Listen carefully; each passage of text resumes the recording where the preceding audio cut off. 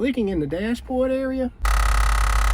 Any type of ticking, clicking coming from your dashboard area is most likely going to be an actuator. Your actuators control your mode selector for your vents, your recirculation. Your blend door actuators or recirculation door actuators are found somewhere behind the dashboard. This one is pretty easy to get to. Most of them are not, but the one that's at question is this one right here for the recirculation.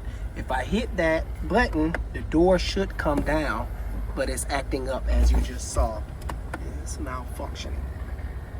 Oh, there it is. Other symptoms you may notice other than clicking, your heat control may be stuck on cold or hot. You may not be able to switch the door selector to the vents. Summer is here and AC is not one of those things you want to be playing with. Alex Scott Docked out. See you on the next one.